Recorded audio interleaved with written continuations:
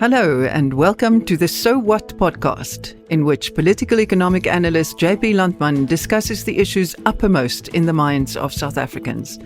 You can find a written version of this content on JP's website, jplandman.co.za. I am Ruda Landman and I am your host.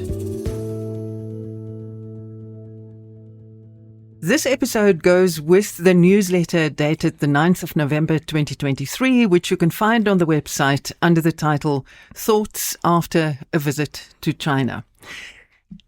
JP, getting off the plane, first impressions that evening, you landed at 11 o'clock at night? Yes. First impression, incredible social organization. The efficiency with which people and your luggage and everything else gets processed is simply unreal. And that was noticeable throughout our visit. I just want to make it clear that just like one swallow certainly doesn't make a summer, one visit to China doesn't make one an expert. Certainly not. But these are just my initial impressions as I experienced them. And the first one is the incredible level of social organization. But the flip side of that is security. Absolutely. There are cameras everywhere. You've got to show your passport wherever you go. If you take a train trip, you show your passport, or if you're a Chinese citizen, your ID card when you enter the station, and again when you are on the platform when you want to enter the train. Yes, security is very strict, no question about it. You were also impressed by infrastructure. Yes. Again, nothing really prepares you for it. One hears about these things. One hears about 40 and 50 and 60-story residential buildings and so on. But nothing really prepares you for the physical infrastructure, for the buildings, the roads, the highways, the trains, the power lines. Wherever you go, you see power lines. We took a train from Beijing to Xi'an in the Shanxi province, that's where the terracotta soldiers are. It's a distance more or less from Johannesburg to Cape Town. The train covered it in 4 hours and 7 minutes. It is simply unreal. It's 7 years ago, that train line did not exist. It simply wasn't there. So what they've done in terms of infrastructure is incredible. What they're busy doing in terms of digital infrastructure is also incredible. You can move around the entire Beijing and never use any cash. Everything is on a cell phone, a smartphone, and people who know say that WeChat is much better than WhatsApp. So it's not just physical infrastructure, it's also digital.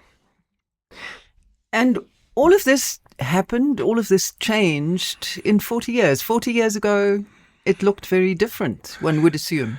Absolutely. When Deng Xiaoping launched these reforms in 1978, now 45 years ago, China was a backward, poor country. There's no question about it. The photographs show it. Documentaries from the time show it. People who live show it. People who are alive can testify to it. And it was just after the Cultural Revolution. Yes, absolutely. It started as I said, in 1978. And I want to tell you two anecdotes that I think illustrate the point best. The first one is from a gentleman who's now 48 years old. 40 years ago, he was 8 years old. He went to school in Baoji. Nobody in school had shoes. There was simply not enough money around for parents to give shoes to the children. Today, 40 years later, he runs a business with 10 primary schools, or kindergarten schools as he calls them. He charges 10,000 renminbi per month per child. That's about 26,000 rand per month per child. And he's got 10 of these schools in Baoji. So from a level of income where people couldn't have shoes to a level of income where parents could afford to pay that amount of money. It is simply transformational. It doesn't matter how you look at it. It's transformational. And those schools this is a private enterprise? Completely private enterprise, completely privately run, belongs to him. The properties where the schools are belong to him, completely private. He found his name in South Africa. Well, did he find his name of South Africa, or did we copy it? He calls his schools the Curro schools. Some people say, indeed, everything is made in China. And the other person you met, whose story also struck you? The other gentleman is about 45 years old, and he recalls how, as a young child, his mother sent him on a bicycle to a neighboring village to go and buy some paraffin for use in the house, in the kitchen. There was no paraffin available in their village. And secondly, they needed a ration card. There were rations on all products. So he needed a ration card, take that with him on the bicycle, go to a nearby village, buy a bit of paraffin, come back. He is simply amazed that today there's no limit to the consumer goods that he can buy. There's no shortage of electricity, of gas, of food, of clothes. He can buy whatever he can afford, which is available in abundant supply. And it tells you what happened in 40 years. And what struck me most was that nothing that I read, nothing that I tried and investigated beforehand prepared me for the sheer quantum of what they've done in 40 years. It's really incredible. Well, all of this was possible because of economic growth. What's the recipe? Very, very interesting. I think it seems to me it comes down to two things: local government and embracing the private sector, or as Chinese prefer to call them, entrepreneurs. They don't really talk about private sector, but they do use the term entrepreneur as a substitute. The first point is local government. After 1978, Deng Xiaoping started with experimentation, allowed different local governments, different provinces to do different things. And they basically set up an incentive and reward scheme to reward city leaders, town leaders, to generate economic growth. But it sounds as if it's on both those levels, local government and provincial. Absolutely, absolutely. Strong national guidance, provincial governments, and then local government. China, is a big country, 1.4 billion people. So you have a structure of government throughout. And because it's a one-party state and very strong centralized political control, the political rewards for local leaders and provincial leaders who could generate growth were indeed quite substantial. So there was a competition between local governments for attracting business, attracting entrepreneurs, attracting capital, and getting economic activity going. So that played a big role. That, and implicit in that, embracing the private sector. Those two things made the difference.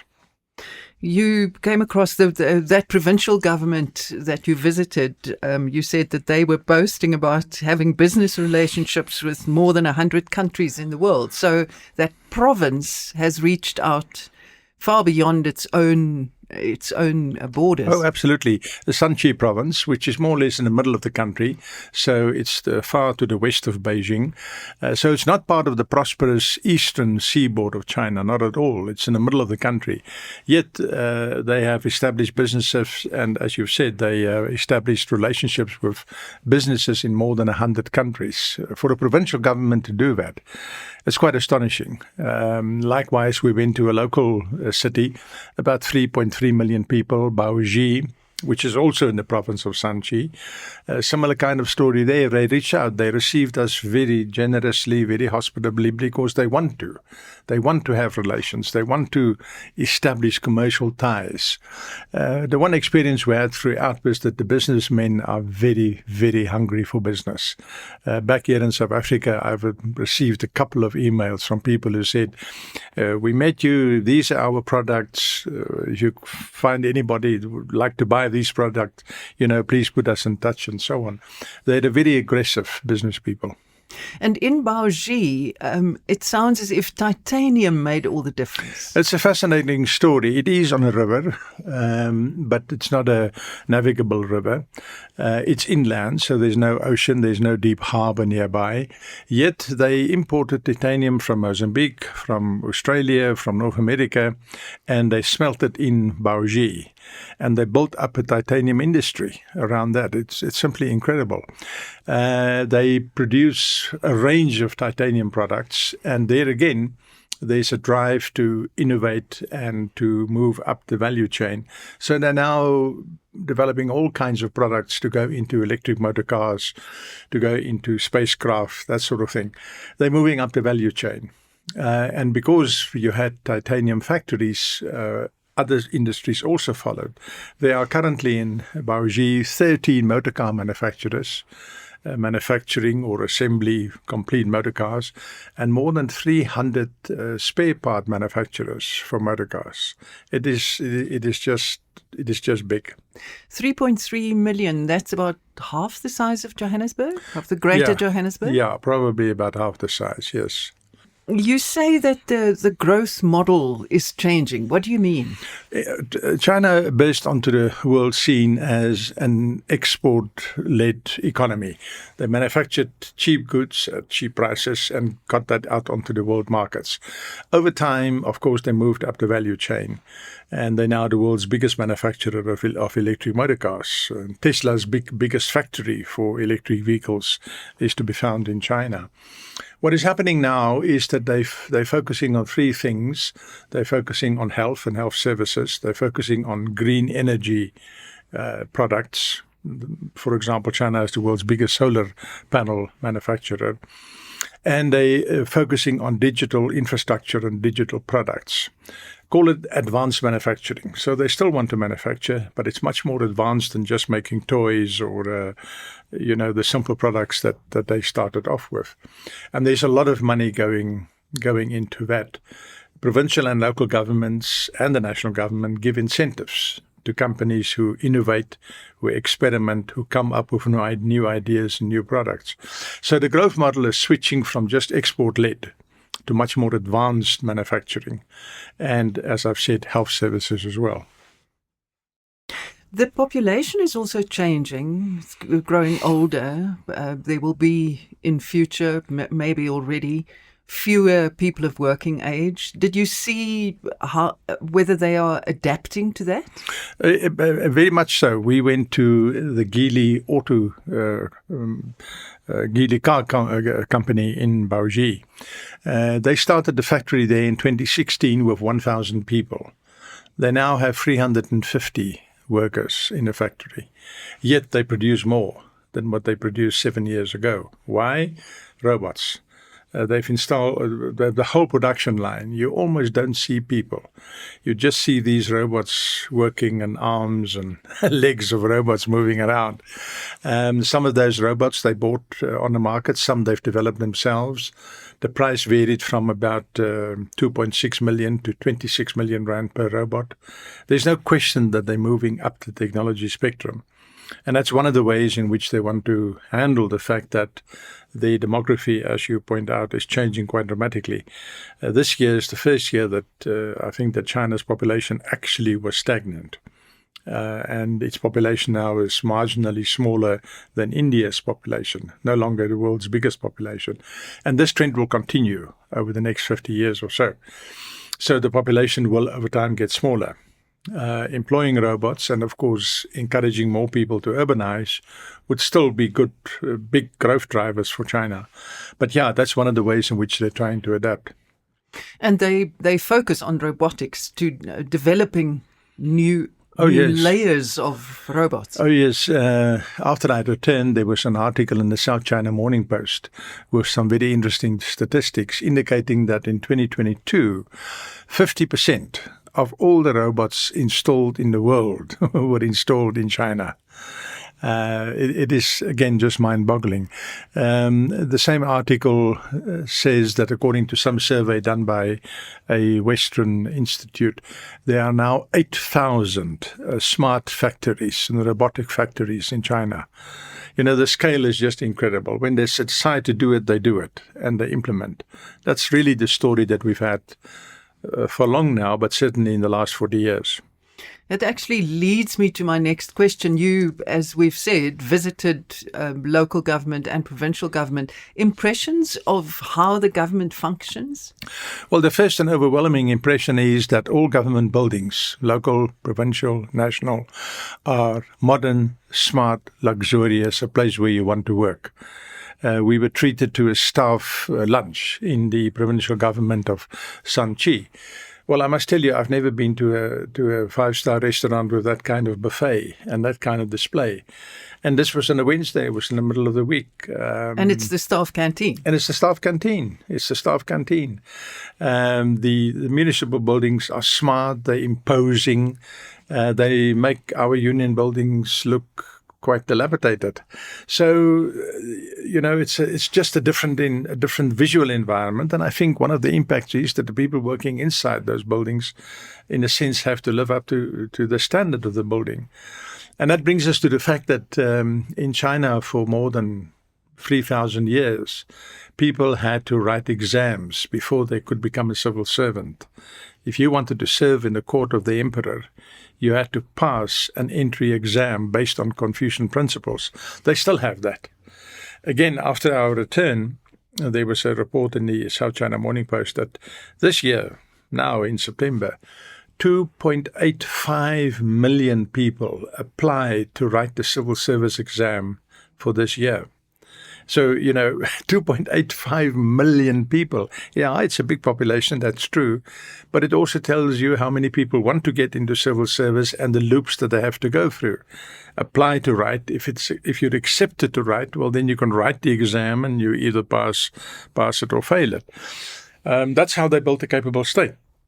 And they certainly have a capable state. There's no question about that. Why do you think are people, and I'm generalizing here, often so distrustful of China? I think it's us and them.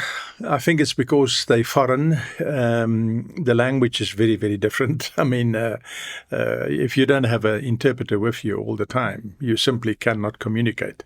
And even with an interpreter, it's difficult to communicate. And we haven't really been exposed to Chinese culture in the way that we are to Americans, say. Or European. Absolutely not. Traveling to Europe, traveling to America, it's really not a big deal. Traveling to China, not that many people have done it. It's a completely foreign and because of the language, an alien society. Yeah, quite opaque. Quite almost opaque for an outsider. So I think the us-them dynamic is very, very strong. And that's a great pity because they are there. They're not going to disappear. They're not going to get weaker. They're the world's second biggest economy. Even if they just remain number 2, they're an important player.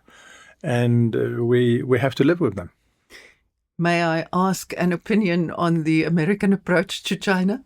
Look, I think it's silly to declare that China is your competitor and you want to stop their progress. This is an old civilization going back 5,000 years. It's the only surviving civilization of that age on this planet. You're not just going to suppress those people. They can shoot themselves in the foot and in the knee. And they've done it in the past. That's quite possible that they do it again. But that is because of internal dynamics. But if you think you can come from the outside and stop people's development, I think that is a fool's errand. It's not going to happen. That is probably the first. So what? What is the bottom line? What are the takeaways? Well, the bottom line is that the Chinese are there, and we in South Africa not only have to live with them, but want to live with them. They're our biggest trading partner. So why would you not want to have good relations with the biggest trading partner that you have? The United States is our second biggest trading partner, and we would love to have good relations with them, in spite of their silly ambassadors' silly comments. So be on good terms with the people that you do business with, both the United States and China.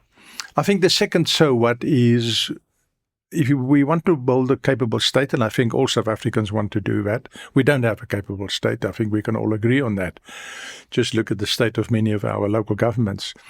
If we want to build a capable state, it requires a specific and focused effort. It's not just going to happen by itself. And I think the idea of entrance exams is a good idea. We've started to some extent with that. You need certain minimum qualifications for appointment in financial positions, for example. But I think we can make it much, much bigger than that. I think there's the third so what is, let's learn from the Chinese on pragmatism. They did not let ideology develop their economy. They let pragmatism develop their economy. And they said to local governments, experiment. play around, see what works, attract people, and then you reward the local governments with which generate the highest growth. So pragmatism is the big story. What's that wonderful quote of Deng Xiaoping? Yeah, Deng Xiaoping reputed to have said, what does it matter if the cat is black or white, as long as it catches the mice? And I think that kind of pragmatism is extremely important. And then lastly, as I've said, they may shoot themselves in the foot. They may shoot themselves in both feet. That's quite possible. They've done it before. But they will determine their destiny, not people outside China. Thank you so much. I want to end with one question for listeners who may want to understand something about China. What are sources that are available to South Africans? Look, there are a couple of very good books available. I found personally in my own life that subscribing to the South China Morning Post, which I've done now for 2 or 3 years, have opened my eyes to a different world.